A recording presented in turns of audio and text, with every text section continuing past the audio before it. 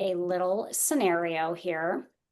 And you could tell me if this sounds like you at all or anything you've experienced. So, say it's Monday morning and you've promised yourself this week is going to be different, right? You're starting fresh, you're maybe cutting carbs, counting points, or swearing off sugar entirely. But by Wednesday, it's getting a little bit harder. And then by Friday, the rules are slipping. And maybe by Sunday night, you're eating all the things you can't have and promising to start over again tomorrow. So again, it may not be in a week, it may be a couple of weeks or a couple of months, but does this sound familiar to you guys at all? Okay, perfect. Yeah, I'm seeing your guys' heads.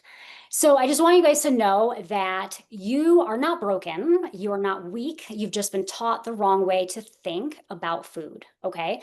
So who am I and why should you listen to what I have to say? So, I'm Ashley, and for the last 19 years, I've been helping women create a peaceful, balanced relationship with food.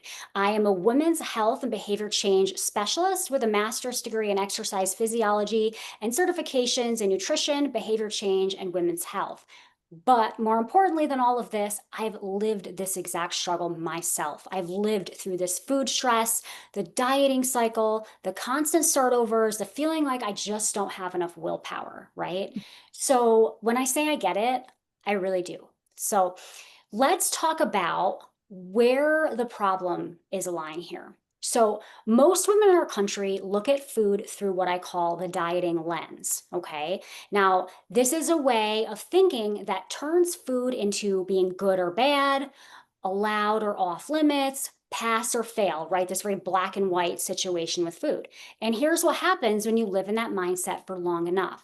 You start to think in all or nothing terms. You overeat, especially after you've been restricting. You live in a constant state of stress, shame with food, and second guessing yourself. So it's like having a food police in your head 24/7, and they're not very nice, right? Okay, so let's see here. So let's talk about why willpower isn't the answer. So we try to fix this by having more willpower. We think if I could just be more disciplined, right? But here's the truth. Willpower isn't actually the problem.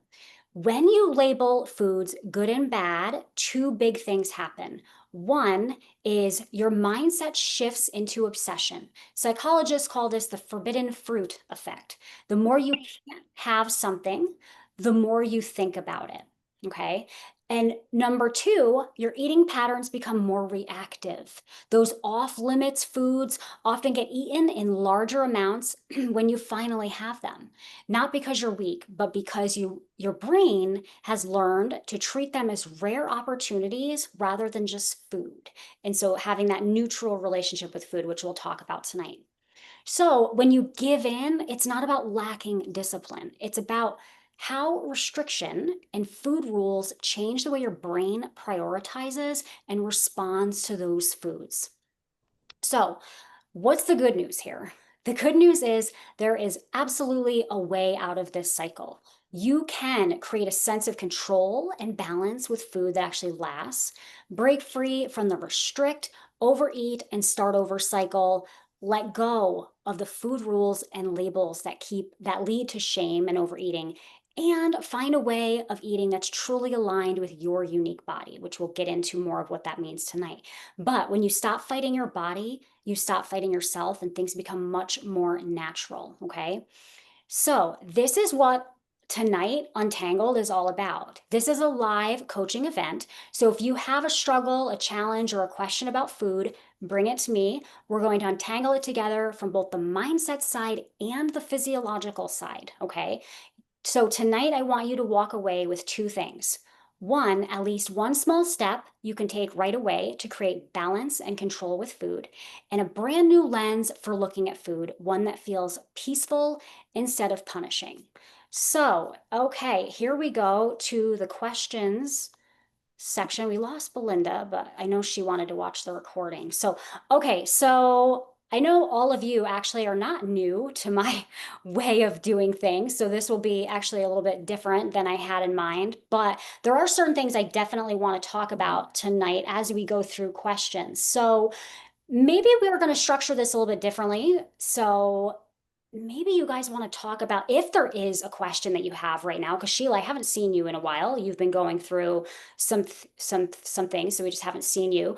Maybe you want to start. Do you have any questions at this moment in time? Things that you've been dealing with, things that I can support you with? Can you hear me? I can. Oh, okay.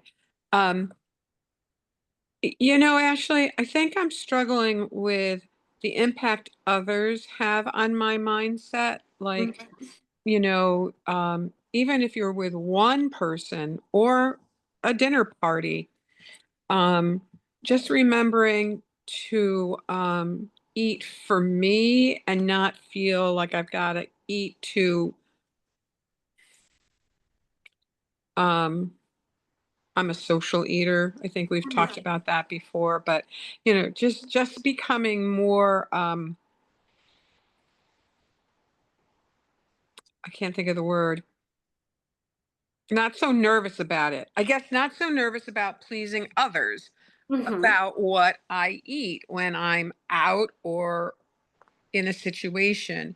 Do you have any like little tricks or I know we've talked before like a mantra or a visual or something because I just feel like I need an anchor. Okay, so let's dig into this a little bit deeper. When you say you feel bad for eating certain, like, do you feel like it's rude to not eat certain things? Or give me a scenario and let's kind of coach you through this scenario that you've experienced. Can you think of something recently where you can give us a clear scenario of what happened and what you were thinking in your head? Um, we were out for actually it was Nate's birthday. We were out for my son's birthday at Texas Roadhouse and I had only eaten half of my meal cuz I felt satisfied. But then because it was a birthday situation, there was the dessert menu and you know, of Yeah. course, um you know, I do feel a little pressured in those situations that if you don't say, yeah, I'll have some, it's Mhm. almost like you're not celebrating with everyone. So any like I said, a mantra or something that I could anchor or others have maybe something that they do in a situation like that. Yeah. Um, So what I would say is it's kind of coming back to, are you compromising yourself and what's best for you for other people, right? So are you staying mindful of like, is this something I truly want, right? Or am I doing this because somebody else wants me to do it? So really, I like to get into the place with food where I'm only eating something, my body has the final say of what goes inside of it, not other people or what other people think. And that's kind of another thing. We can never control what other people think, right? And if somebody feels like, oh, well, Sheila, she's a party pooper or what have you, which they're probably not. Well, let's bring Belinda back in here.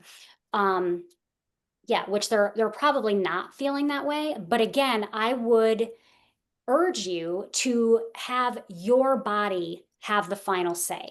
What are your thoughts on that? Does that feel more in alignment? Does that feel like we need to go deeper on it? What does that feel to you?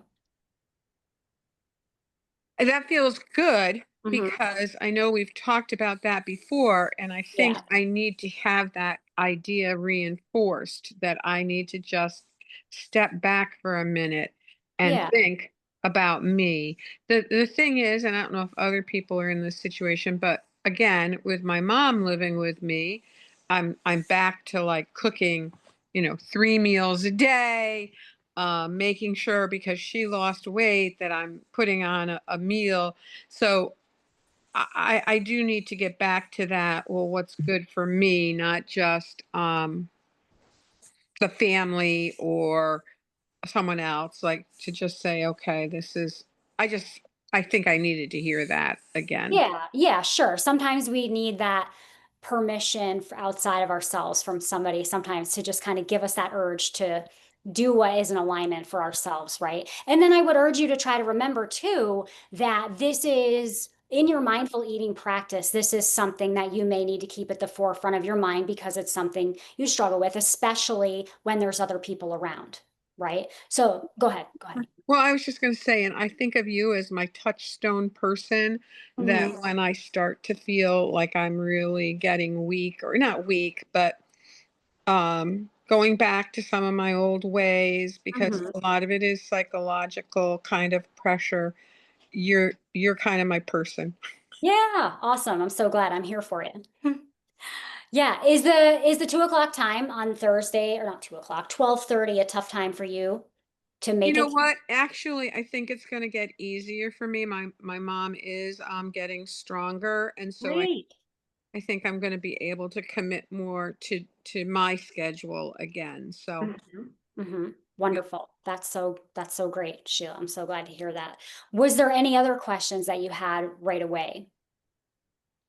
Well, the other thing I had was just, again, that piece of muscle. I've lost a lot of muscle, and Mhm. how muscle, burns calorie and things like that. So I just there's that whole puzzle of things, and I don't think that's what you're really talking about tonight. But We can bring that in. Let's go back to that because I do want to kind of stay on food for a little bit, but we can absolutely address exercise. We can address if people have fat loss goals, talk about the fat loss process, how that actually works, so people have clarity around that. For those who that is a goal, that's something I made a note of anyways.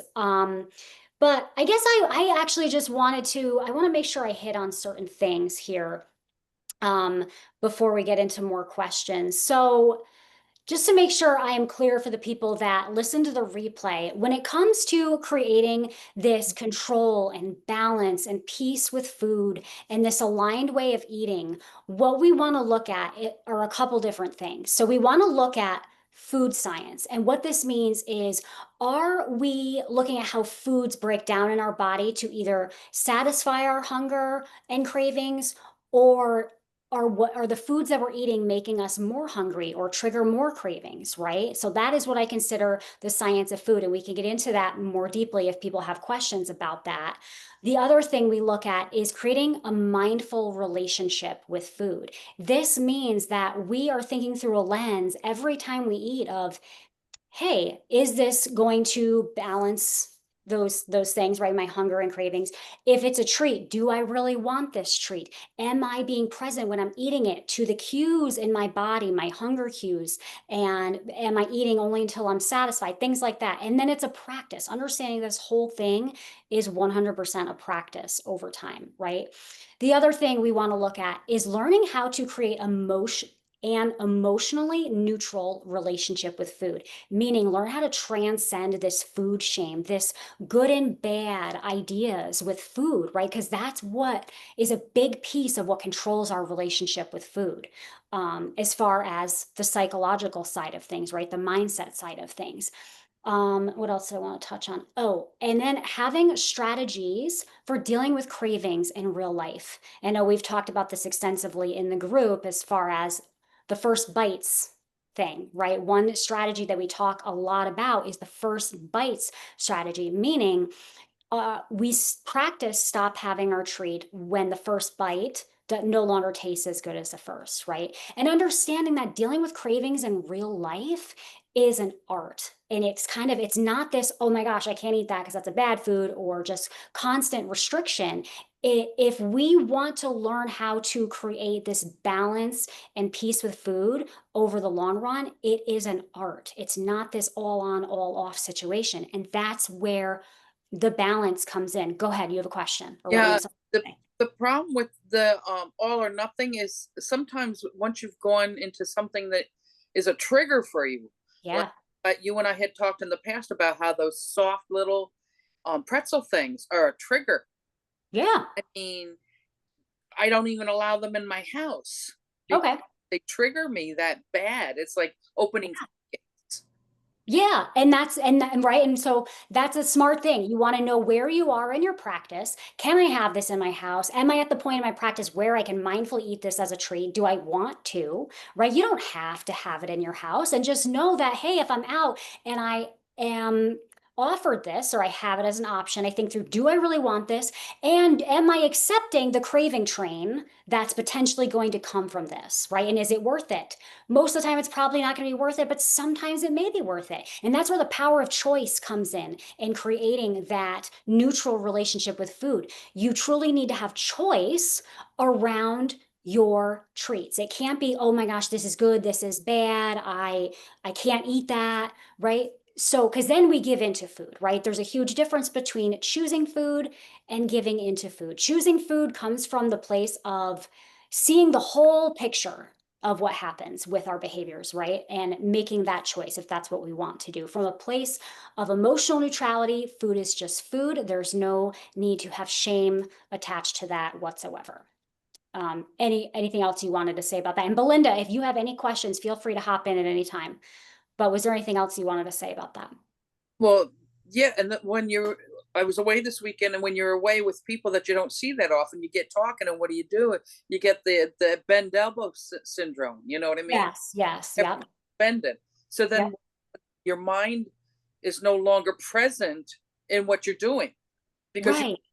because Mhm. you're socializing, trying to keep. Yeah. And isn't that funny how that literally came up today in the live stream? That was the piece of education that came up. It was meant to be. Yeah. The situational eating. So what she's talking about is she was at a party over the weekend and there because there's people around where our brain can be like, oh, well, they did it, so can I, and then you overate the food and you paid for it, like how that made you feel, like physically, how it made you feel, right? So we call that situational eating, if I didn't say that already, right? So that can be like, oh, I'm eating cake at a birthday party because that's just what people do, kind of what Sheila was saying. Or it can be, oh, I'm at the movie theater, so I have to have popcorn. But do we? Right? So situational eating is sometimes it's this unconscious thing that happens, and we're unaware of it until we create more mindfulness around that situation. And that situational eating can look different depending on the situation. But one of those situations is when we're with people, we're like, oh, they're eating it, so can I. Versus, do I actually really want that food? Like checking in with your body and saying, hey, do I actually really want that?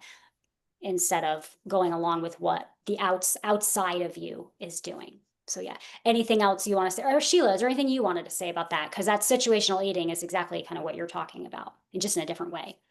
Well, yeah, that's what I thought too. It sounded very similar to what my question was about. But I also have another question, Ashley. I'm seeing a lot, about protein, eating, a lot of protein and like recipes where they're using cottage cheese and whatever to create a cheesecake or something, Have you had any thoughts about this kind of is it a fad? Does it make sense because it's creating a more protein dense alternative?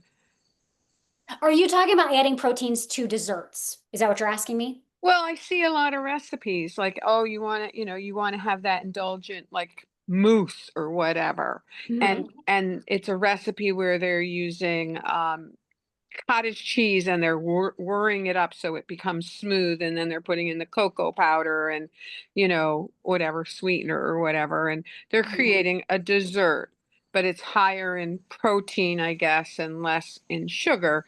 But Mhm. I think this is something new I've been seeing, let's say the last 6 months or so. I just didn't know if you have seen this fad. And I haven't seen it, but let's talk about it from a food science perspective and from a mindset perspective. So a lot of times when people do that, they try to make desserts these like healthier options, right?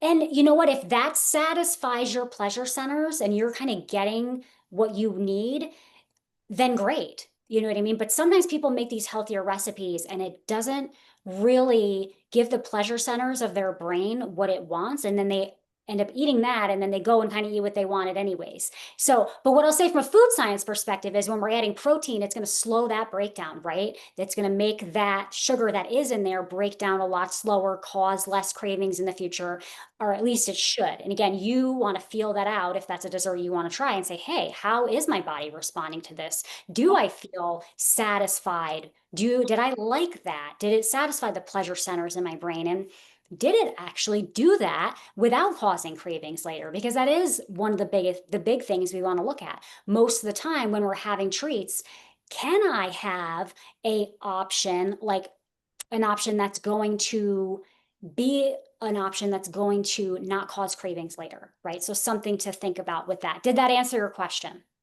Yeah, and I think I've become more conscientious of it because, my boyfriend's a diabetic. Yeah. And also, I was diagnosed with diabetes about maybe it's a year ago now, and I think Mhm. it was triggered by COVID.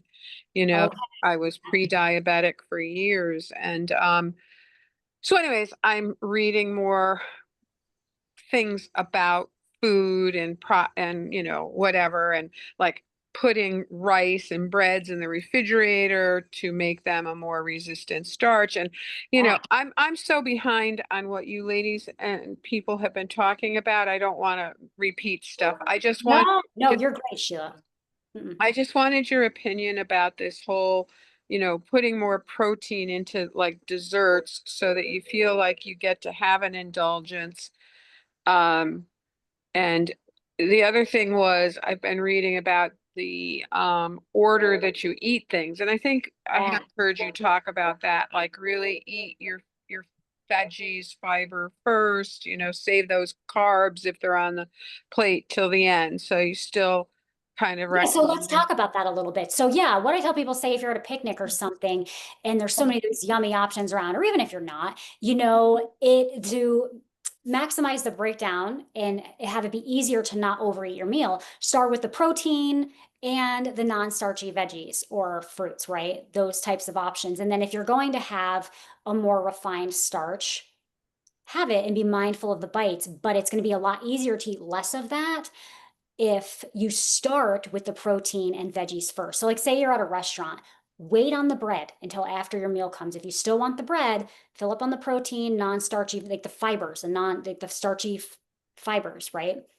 Or sorry, non-starchy fibers and protein. Then, if you want a couple bites of the bread, have it, or however much you want, but it's going to be easier to not overeat that bread because of what you're starting with, and it's slowing that breakdown already before the bread even gets in there. Does that make sense? Yeah, and that's kind of what I've been reading too, but I think some of it's just commercialism, and I Yes, I wanted to know. see I what know. you felt on a more intellectual and educated. hmm And I want to say two things about that. First of all, what I just said, do we have to do that all the time? No, and you don't have to at all if you don't want to. It's just that's the thing. I don't want to create a box for people. I want to educate people so they can take this information and use it in the best way for them, right? I'm not a guru. It's just science that you can think about, right? What else did I want to say about that? Yes. So you said a lot of it's commercialism. It's so funny because a lot of times you'll see, even in exercise, they take a piece of science and it can be true in certain areas, and then they like blow it out of proportion and make it like it's this absolute thing you have to do or absolute truth in every situation. Nothing is usually ever that cut and dry in life, right? Or in science. So I just wanted to kind of point that out. Anything you want to say about that, Sheila? Or did that answer your question? Nope, that answered my question. Awesome. Okay. Belinda, if you have any questions, hop on here. Um, yeah, No, actually, something from you saying that kind of reminded me of one of my family members that listened to you before shared that when they eat salad that they dip their fork in the dressing and have that separated and eat the salad. yeah. Like you're trying to like eliminate the amount of, I guess, calories. I don't know, Mhm. but it made sense. And then I did try it a good amount of time. So here and there, I was just like, oh, I remember this. Let me do it. Same with the Sure. bread. I mean, it's not going to be all the time because I won't remember Right, all the right, right, time. right. Yeah, and So it's not, and again, it's one of those things you don't have to do that, and I don't necessarily even do that all the time, but sometimes, and it's an easier way to have more portion control around the dressing if that's something you're looking to do, right? Yeah, you can. yeah, and I almost thought about him like maybe I should go in restaurants when they like give me a meal,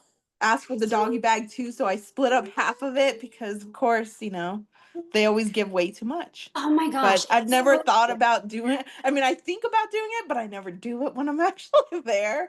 Yeah. So, Yeah, no, and that's Get the great. dressing on the side. What'd you say? Get the dressing on the side for that doggy bag.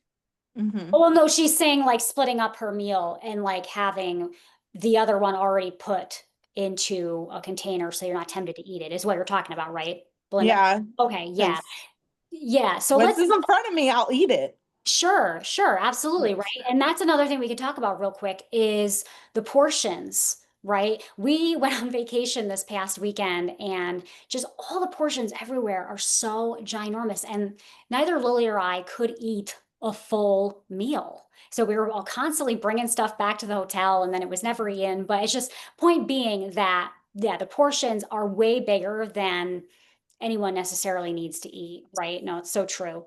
Let's see. So any other questions at this moment in time, or should I get into some other stuff real quick? Go ahead. This is to Sheila. Yeah, I've read those things, and I have found that sometimes if I use like, I want a treat, and I use the unflavored Greek yogurt, I put my own fruit in it. You know what I mean? Or I'll use Ovaltine in it, and Ovaltine for 2 tablespoons, it's only five milligrams of sugar. So I find that helps when I'm really looking for chocolate and I don't have any other chocolate in the house. Ovaltine is from my childhood. Mine too. Maybe Yeah. I'll go buy some. It's got good memories. That's part of my problem too. Is again, it's all like emotional stuff. Like Oh, I definitely. love McDonald's because it was just such a big deal when I was a kid that even at 63 years old, it makes me feel good to go to McDonald's, even though I know the stuff is shit. My kids get mad at me. You know, Yeah. But again, it's also how often and what the amounts are, right? true. If it's True. something that's important to you in your life, you can fit that in. We wouldn't want to live on it, but I think one of the greatest things that has happened in, let's say, the last, I don't know when it went into effect, but the putting the calorie count on menus, I think was a major advancement because that really does deter me from picking the thing that really sounds like so good. And then when I see it's like 1,800 calories, I'm like, yeah. nope. So that legislation, I think, was a good thing. I even do it at the McDonald's. I'll look and go, nope, not getting that. I'm going to get the one that's got like, the 500 calories or something. Yeah, yeah. No, I totally get that. I see that. Belinda put something in the comments here. Let me just see what she said. Oh, my little sister gets Happy Meal from McDonald's. Yeah, awesome. Love that. My Yeah, my mother gets it now. I do the same. Like if we go get, I always get a kitty size ice cream or whatever, which yeah, it's super helpful because a lot of times those kitties are like the normal portion size, really, depending on where you're going, right? Yeah. Anything else anybody wanted to say? Mom, did you have anything you wanted to add or say to anything? You don't have to. I just wanted to. No, just that when you're in those situations, like when we had the party for Zach, you get eating all that junk, and then That's a perfect example of kind of, by the time you came down, we had that clean meal. Your father wasn't feeling good. We had all the vegetables because no one could take any more of the party food. yeah, the high fat, high starch, high salt combination for sure. Yeah, yeah. So, and that's a perfect combination or example. Anytime you have like a picnic, again, we had green beans, we had chicken, right? But then we had all kinds of like pasta salads. So it's like I would fill up on the chicken and the green beans or that kind of stuff, and then have tastes of all the other stuff, right? To satisfy my pleasure centers of whatever I wanted at that particular time, right? And it's so much easier, again, to not overeat the pastas and the pizza bread and the mac and cheese when you start with the chicken, the protein, and the green beans, the non-starchy veg or salad or whatever the situation is, right? So just a trick that makes that so much easier, right? Can I tell you, my boyfriend is very much into watching his diet right now, and I wanted to make coleslaw Yeah. for cookout. And he said, will you put in some chickpeas? And I was like, huh? But I said, okay. So I opened a can and I chopped them up so they would, they weren't whole. But anyways, It really, I knew then we had protein in there, and it was really very satisfying. And I actually went looking for it the next day because maybe because it had the protein in it, it was more satisfying than just regular coleslaw. I Yeah, don't know, but because it's going to have extra fiber too, protein and fiber in there. yeah. Which the coleslaw has fiber in itself, but yeah, probably the protein and fiber. That's not selling you on the coleslaw, Ashley. Well, I don't like coleslaw anyways, and I don't like chickpeas, so no. That would not be a go-to for me. But yeah. That's why I knew she was like coleslaw. No way, no matter what you're putting in it, she ain't eating it. No, but that's another thing we can talk about too. Like sometimes people think, oh, I need to eat it because it's healthy. You don't need to eat something if you don't like it, because that adds to creating a more negative relationship with food. Food should be something that's pleasurable. It doesn't have to be anything, super palatable all the time, like, super fatty dishes and super salty things, but you should at least like it. You should not hate it and be trying to force it down your throat, because that just because something is healthy, that does not help create a better relationship with food, because you don't really like it and your body is telling you no. You know what I mean? And really, to create a better relationship with food, you want to be tuning into your body, and your body should have the last say, right? So yeah. Anything else anybody wants to say about any of that, or any thoughts we have? I'll tell you a summer thing I've been doing: Yeah. watermelon, Yeah. but with balsamic vinegar, which I know sounds. Oh.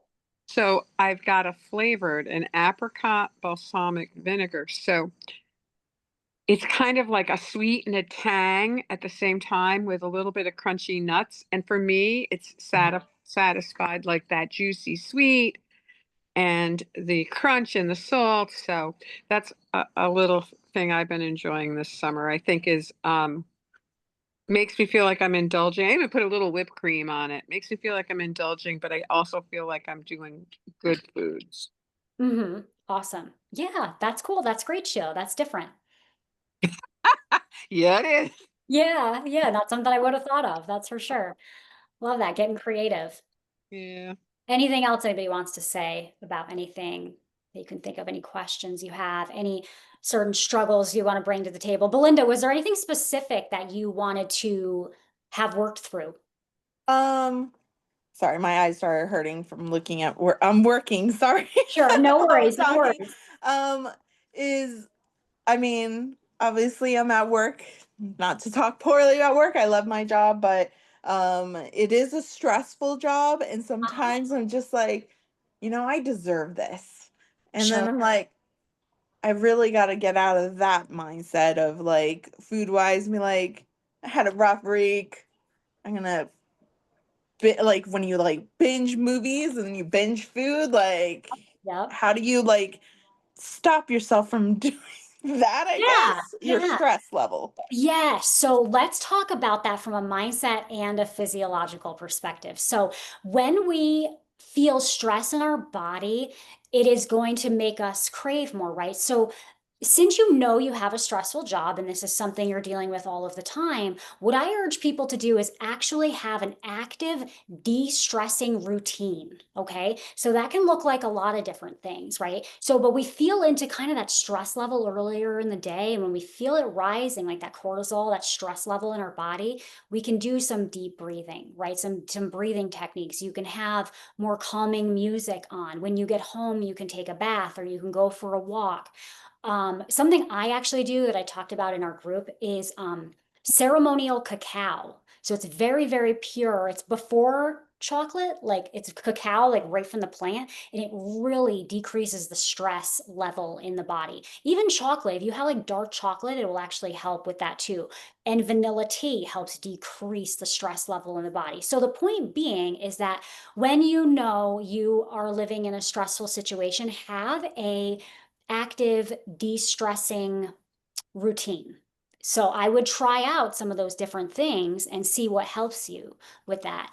And then as far as I deserve this, the mindset. So first of all, we want to set ourselves up physiologically so we get to that place less frequently of the mindset piece of I deserve it, right? But when we are there, let's talk about that. So what you would work through and how you would think about that is really looking at the situation from a bigger picture in the sense that what is eating this food actually going to make me feel like after I eat it? And what's going to happen after I eat it? Is it going to cause cravings? Is it going to derail me more than what it's worth? So this is the thing that we talk about in our group is sometimes it is worth it, right? Like you don't ever want to say, oh, because I deserve this, but it could be, man, I really want this because I'm stressed out. And then how do we eat that mindfully? If we think through the lens of, okay, I really want this, I kind of accept what might happen, but I still really want it. So we want to remove the shame from that so we can actually eat it mindfully and stop where our body says, I've had enough. Right. So a lot of times when we feel like, oh, I deserve something, we almost mentally check out a little bit.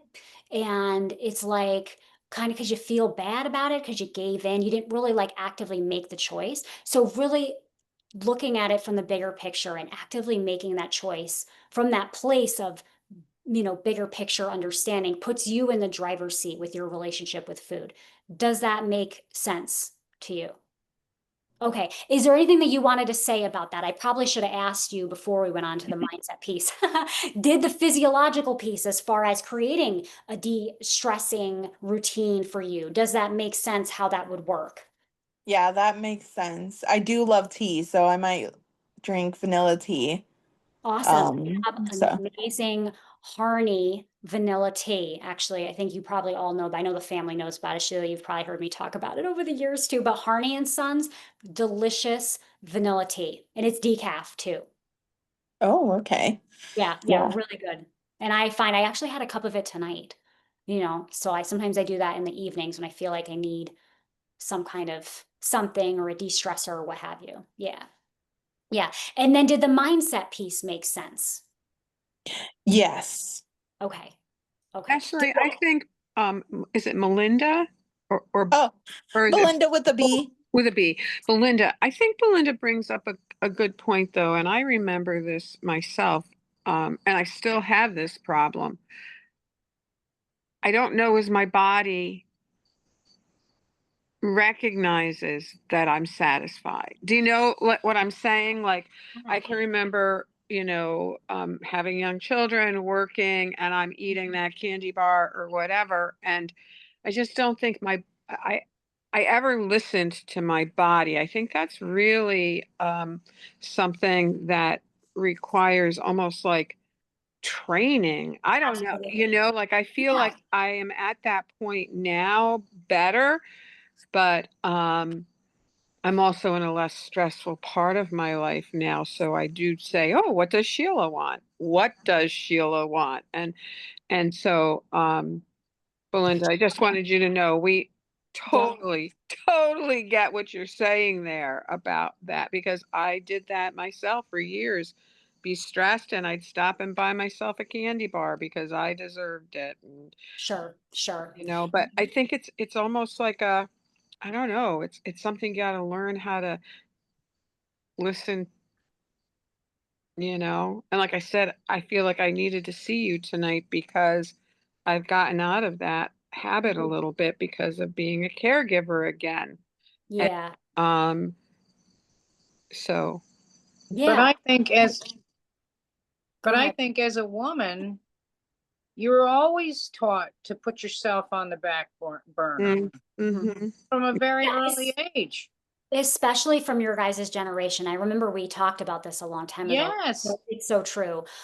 So that's a whole other piece of unlearning that can be done that comes back to neutral. You know what I mean? In the sense of like, okay, we can care for others, but put your own mask on first, right? When we're in like the airplane situation, it's really hard to care for others when you're running on empty or you feel neglected or what have you, because you giving to yourself is all part of your health, making you balanced and just for your own health, not even necessarily to be able to help others better, but truly for your own health. You know what I mean? But Sheila, I did want to say to you, you were in an interesting situation being a teacher, like you couldn't even pee when you wanted to pee. I mean, right? Like, let alone have a snack. Right, right. Yeah.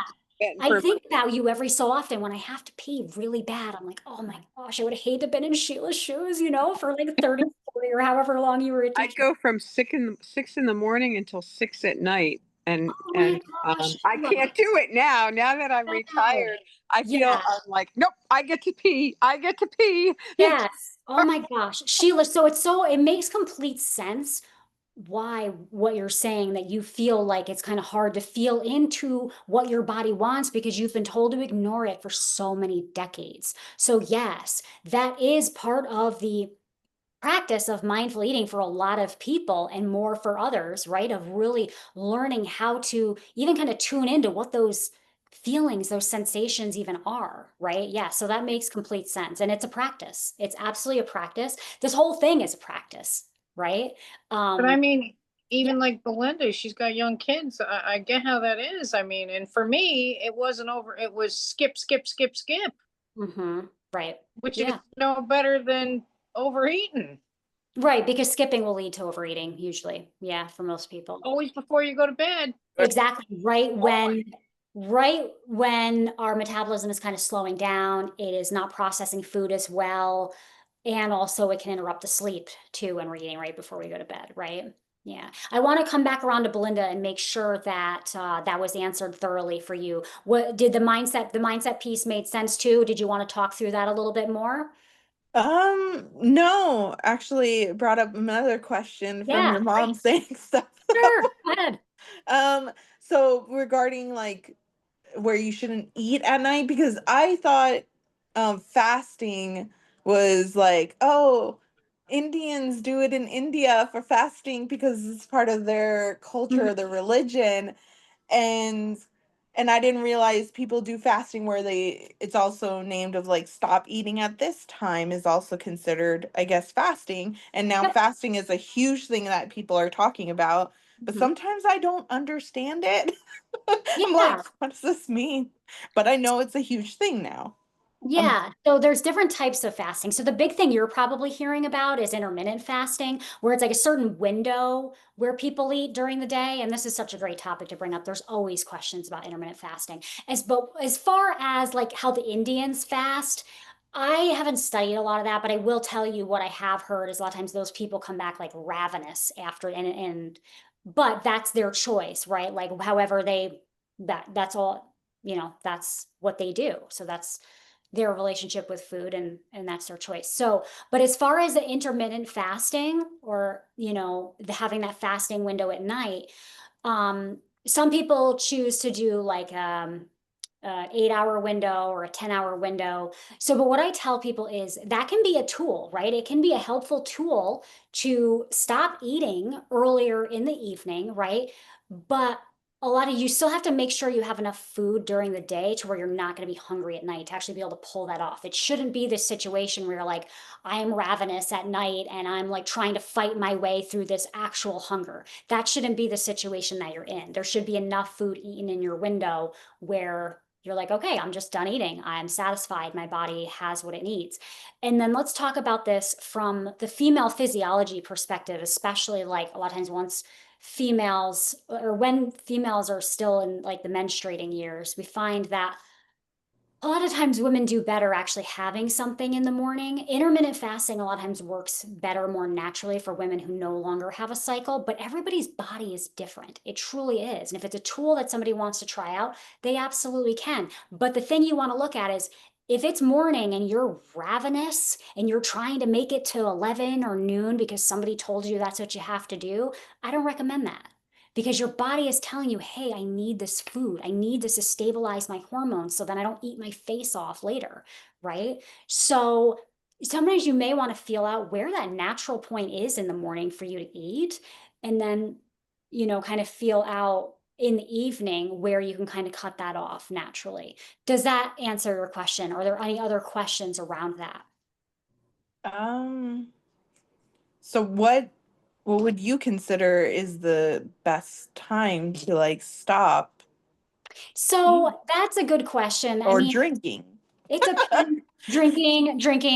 eating, whatever? Well, water, I mean, water's fine. I mean, it doesn't really matter. So again, so this is one of those things where food timing It kind of depends on where somebody is in their mindful eating practice of if I would even bring that up. But I do say for people that have, if there is a fat loss goal, just so they kind of have an idea in their head of typically like 3 hours before you go to bed, ideally. But you want to set yourself up to where, hey, I am, I could have a little like your last meal should be smaller, maybe, like Mhm. say be done around 6:30, 7. But if you ate later, it's not the end of the world. It's just try to minimize that. Does that make sense?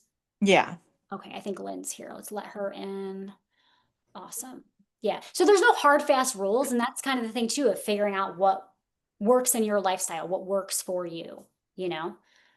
Yeah. Well, Ashley, Yeah, the go uh, for it. the point that Belinda just brought up is really good about that, because Mm. some days, like for the fasting, there's some days that I decide I'm not going to eat as much today. I want to try to let things settle down because, like, I was away for the weekend, so now I'm trying to Yeah, do the, yeah. you know, Yep. but but when I allow myself to stay up when I get up at 4 o'clock in the morning instead of going back to bed, I'm starving by 7. I'm ready to eat the leg off of the table. Mm-hmm. You know what I mean? So you're saying if you stay, can you repeat that? So if you stay up until what time, then you're No, ravenous. stay up. I went to bed, but I Yeah. woke up at 4 o'clock. Oh, because you didn't eat enough during the day. It's waking you up and you need to eat, is what you're saying. Yeah, Yeah, yeah. yeah, right. So sometimes, and that's kind of where feeling that out comes in the sense of, okay, was on vacation, I ate more and I want to eat a little bit less. You still may want to eat like a lighter breakfast. Feel into where your hunger signals are. It might be a little bit later than normal because your body might just not be hungry. But kind of an overall idea of how much food your body needs throughout the day. So you know that by time 7 hits or whatever, it is for you, that you're like, okay, I've had enough food to where I know I can make it through the night and I'm not going to be waking up ravenous. Yeah. No, that's a good point. That's a good point. Welcome, Lynn. Hello. Hi. How's everybody doing tonight? We're Good. doing. Good, Yeah. good. Awesome. Sorry I'm late. Hey, I made such a fool of myself this weekend. I was at 2 birthday parties, one in Long Island and one in Norfolk, and now I'm paying for it now. I got Yeah. headache, joint pains, and I feel like I've been hit by a truck. I'm But sorry. but you learned a lot from this Yes, experience. And I I did. want to say, why don't you bring up the win that you had about your grandson making the comment to you? Oh yeah, I've been working out with Ashley for over a year, and I keep saying to her, I don't see any difference. I don't see any difference, right? And especially on the days that I'm being a moody brat. And she says, "You are. Don't worry. You are. You just can't see it because you're seeing the old picture in the mirror." Well, my grandsons, the youngest and the middle one, they go to be on Monday. They said, "Hey, Grandma, you're looking stronger. You're looking fit. Why are you looking so strong?" I said, "Because Ashley's whooping my ass." So what I said to her though was, so she's been building muscle over the last year or two or whatever it's been, and that's great, right? But the reason he saw a change in her is because her body fat level went down from the mindful eating practices that she's been doing. So whether the scale reflects it or not, Right, so because he's seeing more muscle definition in you because you're leaner, and that's what happens. The muscles pop more when we're leaner. And I don't want to present this situation as, oh, right, if somebody's leaner, that's better. That's not what this right. conversation is about. It's Well, just no, if he has a fat loss goal. We look at it from a scientific perspective, and I do want to talk about the fat loss process while we're here. But go ahead. Did you want to say anything else yeah, about I it? wanted to say to him, I said, yeah, this muscle looks pretty good. I said, but I like this deltoid better. Feel that? He says, gee, Graham, I think you can whoop my ass if I'm not mad. Yeah, love it. That's good. That's good. Yeah. Lynn, so we haven't seen much of you lately You've been because, working so hard. yeah, your new job. So anything that you want to bring to the table to talk about? Um, no, just when you're in the survival mode, you Yeah. know what I mean? Just the stresses around you can impact just mood and everything else. But I think just conquer is just I feel best when I'm walking, I'm strength training, I'm eating decent, and you manage the stress in a different way, Yeah. as opposed to unraveling with maybe eating Mm. lousy and Yeah. feeling lousy, and then not wanting to lift and not wanting to walk, not having the quiet time, all those it almost seems like food can, like, it connects each aspect of our lives. Absolutely. Yeah. They're very much connected, Yeah. interconnected. Sure. So when we have no control over that, or we feel like that's controlling us, let me put it the other way, because Hmm. not that I should have control over my food, but just if food is controlling me, then I'm a different person. Hmm. So I cope better when I'm eating better. Yeah, absolutely. Absolutely. It kind So of comes back to that whole situation we were talking about earlier before Lynn hopped on of when we have the urge to eat certain things, especially when we're going through that stressful time, we want to think through the lens of, is this really worth it? What it's going to do to me? Is it going to put me on some kind of craving and overeating spiral? And if it's worth that, yep, mindfully get the best you can, but kind of always think through that lens of, is this really the decision I want to make based on what's going to right, happen? I'm free to choose whatever I want, but I may not feel as good after I make that right. choice. And Play the tape forward. Play the tape forward. yeah, Just, yeah, say, is this really what I want, and do I really need that much, or is it just, I know, Beth, you talked about in the past the quantity, or you have a snack. You might not need everything that you used to, or you want, or the craving, but if you just, yeah, you think, I just play it ahead. What's this going to lead me to eat later? You know what I mean? yep. So Weekend was hell for me. I was at the two parties, and now I'm paying dearly for it. I'm paying dearly. Everything on me, all my muscles hurt, my neck hurts, my hip that has been bothering me for the last year since I fell. Everything. It hurts me to stand up straight. So yeah, what she's saying, in other words, is she's thinking that the sugar, the inflammation. sugars and starches are Right. triggering a reaction in her body, is what Well, she's. Right. Yeah, and I have found, like, I had a hot dog, and I have found, like, the water retention from the amount of sodium in a hot dog, because I don't eat them very often, so I really do notice that triggers for me kind of what Beth is saying. Like, I'm stiff, yeah, I'm bloated, yep. I feel kind of, ugh, but I wanted the hot dog. I hadn't had one. Do I it. and I eat it. Right, Now I've got right. hot dogs, and I'm like, nope. Yeah, I've had one for the summer, and that my body just can't handle that high sodium kind of food. right, right. Yeah. So you did it, and now you don't forget. It's like same thing. There are certain foods that all of a sudden I'm bloated. I feel like I'm, 6 months pregnant. Feel Yeah. like, oh, that again, right? It's Yeah. Yeah, no, and it's so true. And unfortunately, this is just part of the mindful eating practice is learning which burning. foods Right, affect you in certain ways and then knowing that for the future and making that decision of, hey, this really isn't worth it, or maybe once right. in a while it's worth it, or maybe, and then in Oh, certain amounts too. Sometimes it doesn't yeah, have to be an I don't or I do eat it. It's like right, how many bites, right, right? right. That kind of a thing. Yeah. True. Any other thoughts on any of that or anything else that we want to? Okay, let's see what I have for, so I do, oh, actually, you know what? Okay, I just want to touch on willpower really quick because I want the people listening back to this to understand that willpower is like a battery, right? So when we're talking about, choosing foods that help stabilize our hunger and minimize cravings and create this more psychologically balanced and neutral relationship with food, you're actually giving to your willpower battery. So it's like a battery. Certain decisions that you engage in, certain behaviors can either add to this battery or take away from it, right? And sometimes it's not just a matter of like, okay, willpowering your way through something at all. Like dealing with this stuff is really an art and kind of learning when to and under what circumstances make sense, right? So I just wanted to talk about willpower really quick. And I want to talk about the fat loss process for people who have that goal. So when everything that we've been talking about up until this point, as far as food science, mindfulness, transcending food shame, and strategies for dealing with cravings in real life, that is your foundation of really creating control, balance, and peace with food, and eating an amount of food during the day that is more aligned with what your body kind of wants. And depending on where a person is, that can create some fat loss. And for some people, it just helps them stay in maintenance, right? So, but if somebody wants to go further, I like people to actually understand the fat loss process.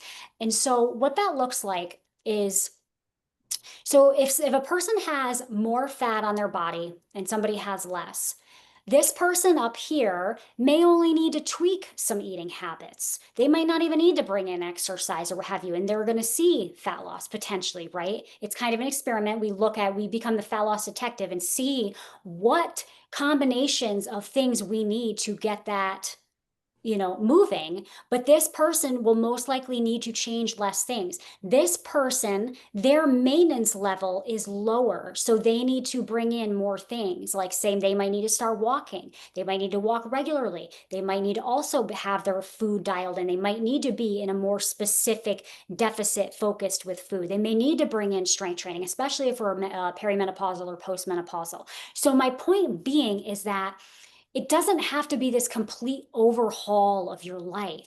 You kind of got to start and figure out what moves the dial. And as you get leaner, it's going to be a synergistic effect. You're going to get to a point. I'll use myself as an example. If I want to decrease my body fat level, I need to be mindful eating, not eating before I'm going to bed, getting my strength training in and walking at least an hour a day for me to be in a deficit. And that needs to be most days. If it's 3 days out of the week, well, tough luck. You're probably not going to be at a deficit and you're kind of going to stay in maintenance. So, I like people to look at fat loss as becoming a detective in that sense of it's not this, will just tell me what to do. It's really figuring it out and understanding your body. So then you kind of know what it takes for you to be in that deficit and see what you want to see. So let me know if there's any questions on that. I don't need to harp on that. I just like people to have an overall understanding of fat loss because I just feel like they're, from the scientific perspective and mindset perspective, I feel like there's just so much garbage out there about that topic, that I just wanted to clear that up a little bit. And let me know if there's any questions hormonally or menopause related or female specific stuff if you guys want to get into that. Any questions? No, just that it's hard. So it's one of those, Yeah.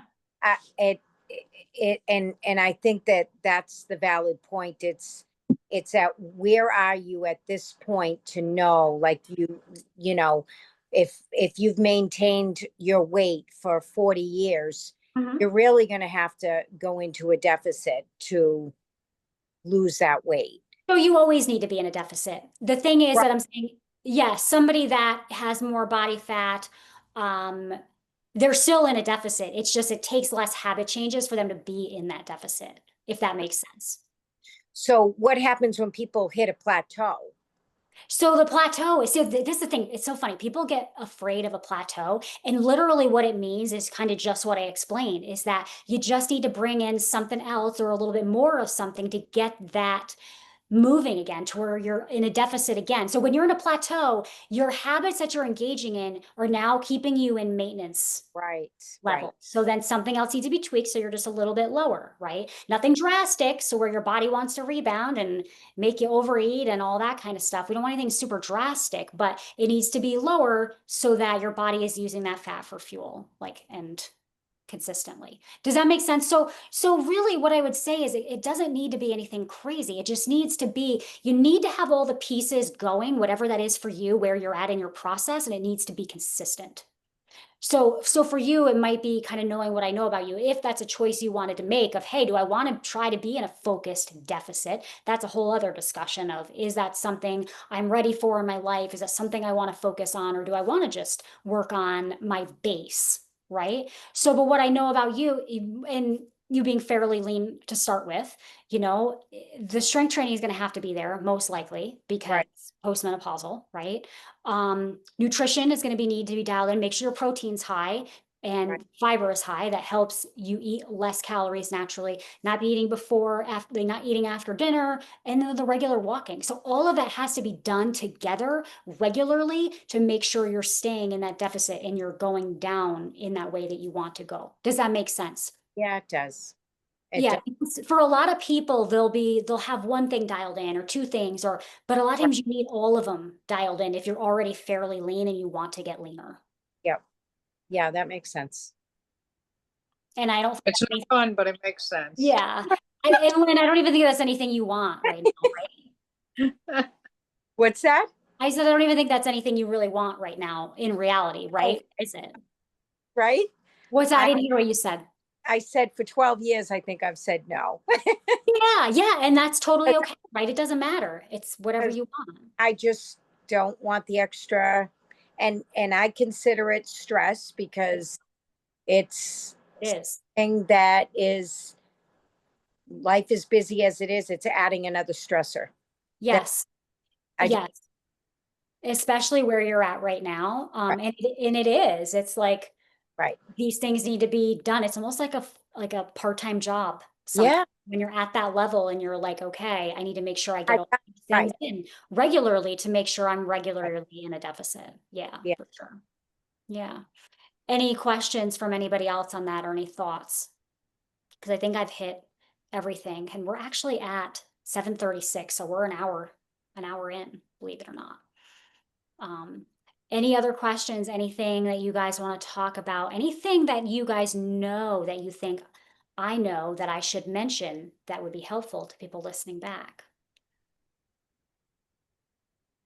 Ashley, what Yeah. are some of the things that we can do for the, like, you knew today how sore I was. Besides the foam roller, what else can I do for those areas that are all tightened up from being dehydrated and eating the wrong foods this weekend?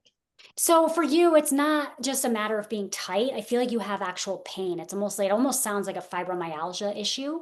Yeah. But like I'm not saying that's what it is, but the body is inflamed and there's a response that's going on. So did you get a chance to go to the sauna or the steam room or the hot tub? Uh, You to do? no, when after I got home, I fell asleep, and then it was time to make supper because I Yeah. worked before 6 o'clock. You know. Yeah, I would try one of those things, or if maybe if your body likes an ice bath, you could do something like that. You could try those different things. Make sure the water is staying high, flush that out of your body. Yeah, that's what I would do. I would Okay. give that a shot. But now that you're home, you could take an Epsom salt bath. Epsom salt. Yep. Yeah, absolutely. Mom, you wanted to say something? No, nothing. Okay. There was something else. Sheila had a question about exercise in the beginning. Can you repeat that, Sheila? Well, I think when I first started working with you was the strength training, and that definitely led to weight loss too because of our conversations, our group conversations and things like that. So I'm feeling kind of like the strength training has completely gone out of my life. Like I Okay. haven't been doing that at all. Mhm. And now I'm 10 years older. Okay. Does it look the same? I mean, I remember seeing some women that were in our group, but that exercise for me now at 63, the strength training, like I tried to do a plank the other day, Uh-huh. and I think I got up to 30 seconds. And Okay. I was like, okay, okay, you know, have I, all those things I used to do with you. And I'm like, So, Sheila, I wouldn't get in your head too much about it being an age-related thing. That would happen to somebody if they were 25 and then now they're 35. Just the fact that they haven't been doing it. But your body is going to remember. If you start doing that regularly, you'd be real surprised how quickly it's going to come back. Mom, I know you can attest to this Oh, because you've done this many times. Yeah, go ahead if you want to speak to that. listen, I've worked out my whole life on and off, and I have not worked out in a year. And I started working out last Tuesday, and I used to do it on a every other day schedule, but now my personal exercise physiologist there says, no, you don't got to work your out so hard. Do it every day, just one time around. I Mhm. started working out again Tuesday, and I can tell you right now, it's been a week, and I already feel a difference. I'm maybe nobody can see a difference, but I feel a difference in my biceps. I feel a difference in my chest. I feel a difference everywhere. It Yeah. comes back because your body never, ever, ever forgets being healthy. Never. Yeah, and it's that muscle memory, like your muscles truly remember that. And so what I told her do the one time around. So like it's only like 10 or 15 minutes at the Yeah, most, you and know? one time around is way better when I'm busy than trying to squeeze in 3 times around. Or even twice. It's just quicker and Right. sometimes it's easier mindset wise to build that habit because it's every day and it's only like 10 to 15 minutes. You're like, I could do that, right? Yeah, And yeah. Sheila, I want you to know when I did my rows, I used to do those at 23 pounds. I'm back to 13. It's all good. Yeah. But in a It couple of will come weeks. back. It will Yep, come it back will. in a couple weeks. Yeah. Yeah. So Sheila, don't worry about it being an age thing. It's just your body No. hasn't done it in a Okay. while. Yep. Truly. I'm 71. Yeah. 66. Yeah. I'm 71 and I'm doing triceps, 15-pound triceps. Oh, good for you. Mhm. I'm Very. starting. Can't say the same. Mine are like wiggly wobblies For now. For now. for now. Sheila, did that answer your question about that? Yeah, because it really has been on my mind, like, should my expectations be a little bit different from when, I started back in my early 50s and now I'm in my early 60s. No, it's only because you're currently just less conditioned than you were at that point. You know? I'd say just less weight. Well, yeah, yeah, exactly. So you start at a lower weight and then work your way back up. Okay. Yeah. It's all good. You can do it. Yeah, Yes. There she goes. Do She's it. gonna work that up. absolutely. So real quick, just for people listening back, I just want to say that if for some reason what I said tonight really helped you and you want to go deeper on this, know that I actually have courses that take you from point A to point B with mindful eating, with dealing with cravings, with transcending shame. Those are all in our group called Intuitively Nourished. And that is a combination of the courses and a weekly coaching call, a weekly live stream, community, kind of all of that. So if that's something anyone is interested in, you can let me know. And I'm going to send my website around with the replay as well. And I also do one-on-one coaching with people if they're interested in that as well. So are there any final thoughts or anything that you guys